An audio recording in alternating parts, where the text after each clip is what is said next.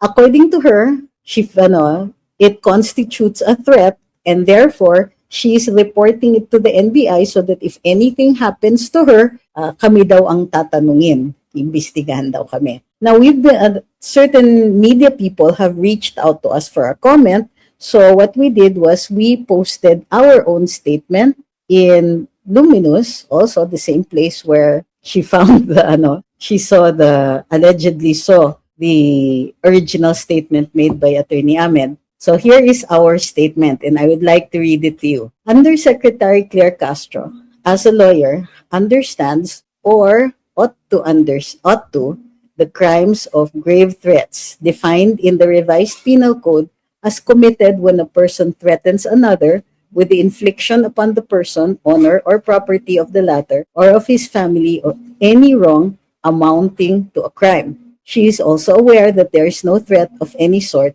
in the post. Let's call this report what it is. So let's call this report what it is. An attempt to suppress speech and expression that is critical of the Marcos administration. Ms. Castro has been called many things in other posts, in other platforms, yet she never felt compelled to report any of them to the NBI. The writers on this page, however, have written many times about the failing of the current administration, with Attorney Trixie Cruz Angeles even speaking out in public fora. As a prominent government official, she has at her disposal the might of state forces to weigh in on her personal complaints, and she is clearly not too shy to use it. And on such basis, as persuasive as her absolute sole interpretation of a post, the context of which she could have asked for very easily. By making this report and publicizing it to the full extent that the resources of the PCO can, she intends an unmistakable chilling effect on others who post their opinions and criticism of public officials in the exercise of their official functions on social media. No surprise there. She is the very reason why our Constitution protects free speech and expression. Let's deal with your frequently asked questions. Sabi ni Chino, another diversion tactic. Well, I don't think it's a diversion tactic. This really is a free speech issue. Because look, for us, as far as we can see, there are no threats in that post. Instead, filing a report on this is an intention to silence us. That being the case, diba, this is an issue of free speech. So, there is no threat, and clearly the use of that pretext of there being a threat is intended to make us hesitate, to chill. It's called the chilling effect, to get us to be quiet or to have some kind of basis for reporting our post. Let's read together from Google. Under Article 282, the revised penal code, the elements that must be present constitute the crime of grave threats are: the offender threatens another person with the infliction of a harm or injury, or which results into a wrong. The wrong threatened must amount to a felony or a crime under the revised penal code, killing, unaliving, physical injuries, or destruction of property. There has to be a specific target. The threatened wrong is directed at the person, honor, or property of the victim, or that of the family. Deliberate interest, the offender makes the threat deliberately and knowingly that it is wrongful, including fear or anxiety wrongful inducing fear or anxiety in the victim. So I think you get the gist of what this comment has been trying to say.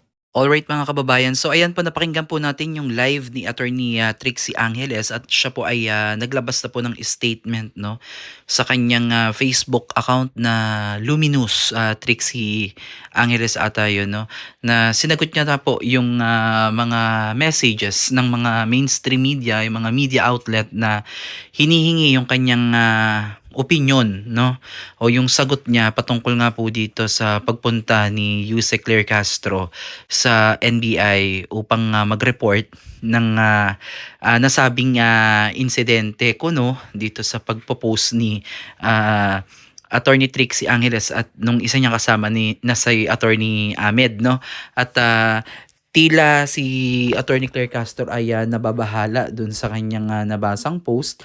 Kaya siya po ay nag-report, no, o nagsumbong dun sa ah, NBI upang ito ay siguro tignan, no, kung talaga bang mayroong threat o talagang mayroong bang pagbabanta dito kay Attorney Claire Castro.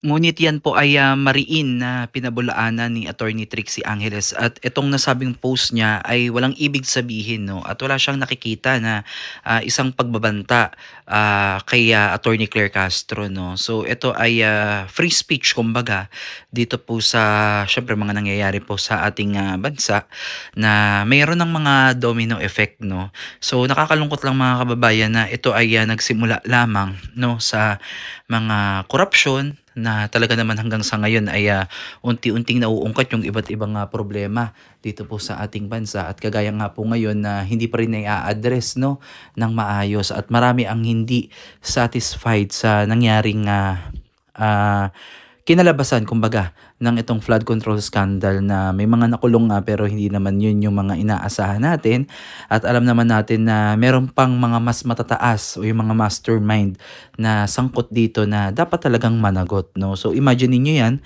yung pangako ng ating pangulo na bago mag-December, no, ay bago magpasko ay maraming makukulong, no. Pero natapos na yung Pasko, natapos na ang bagong taon, pero still wala pa rin tayong nababalitaan na nakukulong, na talaga namang alam natin na malaki ang contribution dito sa nangyaring flood control scandal scam. Para sa akin mga kababayan, no, itong post naman ni Attorney Trixie Angeles, kung lalawakan mo naman yung iyong pangunawa, halos wala naman talaga na pagbabanta doon, no. At syempre, karapatan naman din talaga naman ito ni Yusek Claire Castro kung sa tingin niya, no, na ito ay makakasama para sa kanya o siya ay natatakot, then mag-file, no, ng case or mag-report. Wala namang masama doon. Pero syempre, 'di ba, makikita mo dito yung pagiging balat sibuyas, no? So hindi naman natin tinitake for granted yung kanyang nararamdaman bilang isang Filipino. Karapatan niya pa rin 'yan kung ano yung gusto niyang gawin. Pero sabi niya nga, 'di ba, pag-iisipan niya pa rin daw kung may karampatang kaso o kakasuhan niya ba. Sa akin naman mga kababayan, parang napakabalat sibuyas naman ng anti-Claire natin, ano, na pinatulan niya pa yung mga ganitong bagay. So parang ang nakikita ko dito, nakakatakot na pala ngayon magsalita, no, sa social media at mag-post ng iyong nararamdaman o yung pagiging satire mo, no, yung mga ganitong salitaan ay nakakatakot na dahil pwede ka na palang i-report any moment. Pero yun nga, sabi nga ni Attorney Trixie Angeles, hindi daw to diversionary tactics, no. Parang ang pinapalabas dito ni Attorney Trixie sa aking opinion na parang sinosuppress, no. Parang gusto silang takutin, parang magkaroon ng chilling effect, no, na parang maghuhunos dili ka o kaya silence sila sa kanilang mga ginagawang pagla-livestream, no. Kasi alam niyo naman mga kababayan na talagang malaki yung effect ng ginagawa nilang pagla-livestream. Iba't ibang mga vloggers na naglalabas ng kanilang mga saloobin patungkol dito sa administrasyon ng Marcos. So, in this case, dapat, 'di ba, bilang isang public servant, ikaw ay tagapagsalita din ng Pangulo, ikaw ay kumakatawan din diyan sa palasyo, dapat yung mga pinapakita mo, yung mga sinasabi lumalabas sa bibig mo ay dapat talaga, 'di ba, yung magaganda lang. No, hindi yung masyado kang mapagpatol dun sa mga taong sinasabi mo nang ang negatibo pero still pinapatulan mo pa. So parang lumalabas talaga na may malaki pa rin talagang impluwensya yung mga Duterte, no?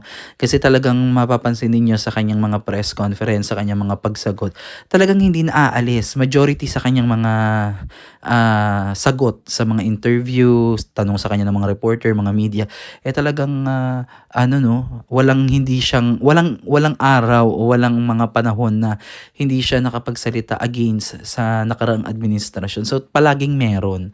Kaya talagang makikita nyo na talagang direct na talagang ayaw, no, dito sa Duterte, at laging inaano yung sisi ba sa nakaraang administrasyon. So hindi lang naman yan bago para sa atin mga kababayan, no. Palagi natin yan naririnig, at tayong mga sumusuporta sa mga Duterte ay talagang naiinis, 'di ba? At kung minsan ay natatawa na lang tayo sa mga pinagagawa na 'to ni Auntie Claire, na alam naman po natin na malaking bagay din siya 'no, dito sa palasyo at, siya yung, unang humaharap 'no, siya yung, tagapagbigay sa atin ng mga, balita 'no, yung mga dapat nating marinig pero, imbes na magaganda yung maririnig natin dito kay Attorney Claire Castro ay puro ganito na lang, parang puro attack na lang ng attack 'no. At, siguro 'yan naman talaga yung trabaho niya, depensahan yung Malacanang, depensahan ang Malacanang at, depensahan ang ating, pangulo. Pero sana mag-isip bago ibuka ang bibig 'no, dahil minsan yung mga lumalabas kasi sa bibig ay, parang out of context na 'no at, talagang, alam mo talaga na iba na yung banat. So yun lang naman yung obserbasyon ko dito. Pero again, karapatan naman niya ni Attorney Claire Castro na siya ay pumunta sa NBI o kung mag-ano siya, mag-report siya, mag-file siya ng kaso kung sa tingin niya talaga, siya ay, may banta sa kanyang buhay 'no. Pero para sa akin wala naman, kung ako'y ordinaryong tao at nakikita ko naman yung mga ano niyo, ganyan naman talaga. No, hindi naman mawawala sa mga, magkaiba ng prinsipyo at pananaw 'yan. Talagang merong, iba't ibang, masasakit na salita ano. At since nandiyan ka sa gobyerno nagtatrabaho, kailangan hindi ka masyadong, sensitibo 'no, sa mga ganitong bagay at, mas lawakan mo pa yung iyong, pang-unawa para talagang, tagalan mo yung trabaho mo. Pinili mo 'yan, talagang ganyan talaga. Tsaka huwag kang masyadong ano 'no, na tinitira ka kung ano na yung sinasabi sa'yo, huwag siyang affected. Kasi ganyan talaga, pasahurin ka ng, mamamayang Pilipino kaya, nandito yung mamamayan para questionin ka o i-criticize ka kung ano yung, mga nakikita nila na hindi maganda para sa, bansa. So again mga kababayan, kung gusto niyong panoodin yung, kabuuang video ay panoorin niyo po ang, video ni Attorney Trixie at, panoorin niyo din siyempre yung, pagpa-file o pagre-report ni, Attorney Claire Castro sa NBI para mas maintindihan niyo yung, dalawang panig 'no. Kasi kung mapapanood ninyo parang napakababaw lang nung, issue 'no at, tingnan natin 'no kung tutuluyan ba talaga 'to ni Attorney Claire Castro. At, siyempre di naman natin puwedeng i-set aside yung kanyang, karapatan 'no, karapatan niya 'yan kaya kung ano yung, gusto niya, 'di haharapin naman niya nila Attorney, Trixie Angeles. Again, maraming maraming salamat at God bless po sa inyong lahat.